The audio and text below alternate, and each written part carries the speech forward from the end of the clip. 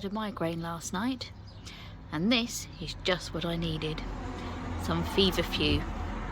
So we're going to harvest some. I'll show you how to dry it, so that if you suffer with migraines, it can help you too. Now this is what the birds gave me in my front garden among the roses. I've tried transplanting it, it won't have it, but it does very well here in the front garden. So I'm just going to harvest some from the bottom of the stems and we'll take it inside to dry. There we go, I've got a good bunch and there's still loads left. Only take about 1/3 of a plant. Now I've got these inside, you can see here some of them have got black fly. So what I'm going to do, I'm just going to, you can see they're just on the stems, they're not quite on the heads, so I'm just going to remove the heads and some leaves further down. Right, I am about halfway through, and I just wanted to say I'm going to be using a dehydrator for these, but I appreciate not everybody has one. So if you are drying without a dehydrator, then the quickest and easiest way for you to do this is to tie these in bunches and just hang them down until they're dry. Now how long this takes will depend on the humidity of where you live. A couple of weeks, it may be longer. They're a nice decoration while they dry, but you want to hang them somewhere cool and out of direct sunlight. So if you've got anywhere that's you know, relatively dark, then hang them in there. And before I continue, I just thought I'd tell you a little bit about Feverfew. Obviously its name, Feverfew, it has been used for centuries to treat fevers. We don't know when the earliest use of it was, but there was a Greek herbalist, Dioscorides, used it as an anti-inflammatory. And then in folk medicine, there's quite a few Feverfew remedies made from the leaves and the flower heads, and they are prescribed to treat fever, arthritis, toothache, insect bites, and the benefits of this have been passed down from generation to generation, but there's actually no scientific data to back this up. There have been some scientific studies into the use of Feverfew for treating rheumatoid arthritis, and it has shown that it is not effective. But there is a use for it, which is why I am using it today. Now, new scientific data does support Feverfew's benefit in treating migraine headaches, at least for some people. They've done some placebo-controlled studies, and they've used dried Feverfew capsules, and it showed that they're effective in preventing migraines or lessening their severity if taken before the onset of the migraine. And if you suffer that, you'll know that you get like a fuzzy headedness, you know one is coming on. And there is some further research which shows that Feverfew might help fighting cancer, and it works by preventing the spread of breast, prostate, lung or bladder cancer, as well as leukemia. So basically, Feverfew contains a compound which blocks a protein which regulates cell growth.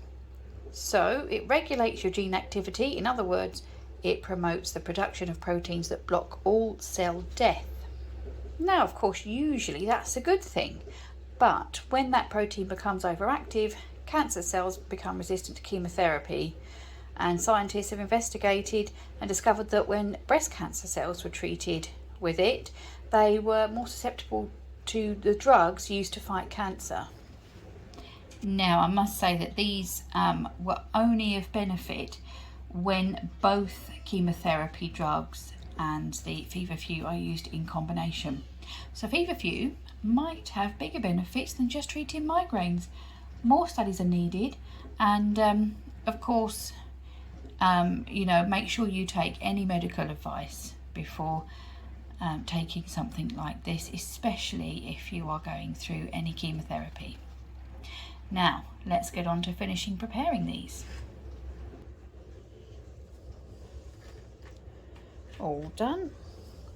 Now I've got some other herbs in my dehydrator at the moment, so I won't mind that this isn't going to take up all the trays. I might get 2 trays out of this once they're spread out. Now if you're processing your Feverfew and you think it's reminds you of something, it is a member of the daisy family, of which chrysanthemums are as well. So that's what the smell reminds us of. Now if you find that you get a rash while picking it, don't ingest it, obviously. Also, there is no studies about effects it has on an unborn baby. So if you are pregnant, also don't take it. And again, there are no studies about whether it passes through breast milk. So if you are breastfeeding, again, don't use this. Don't take this in place of prescribed medication. And if in any doubt, seek medical opinion. Have a chat with your doctor. This is just a herbal supplement. So what I'm going to do with these, once they're on the tray, I'm going to pop them in my dehydrator at 57 degrees. That's centigrade. I think that's about 135 Fahrenheit. If that's wrong, I'll pop it up on the screen. And I'm going to put them on for 10 hours. And I shall see, because the flowers are quite thick. And I want to make sure they're definitely dry. Right, I'm just going to get my second tray out. Second tray almost filled now. I don't like my things overlapping so much.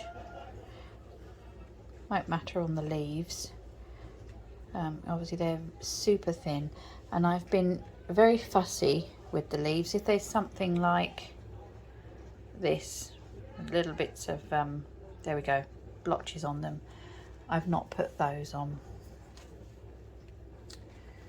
So I shall stick these on and come back when they are dry, and I can update you with how long they take. We are super humid here at the moment in Kent, so it may take a little bit longer, but we shall soon find out. And here they are, all dry. These are the most difficult bits to get dry, but you can see it's literally just coming apart in my hand like that. It is completely dried out. So I shall put these in a jar and use a generous teaspoon when I've got a fuzzy head coming on that indicates I might have a migraine. I'm going to leave this video here. Thank you very much for joining me. Do subscribe if you haven't to find more of our videos, and we'll see you next time. Take care. Bye bye.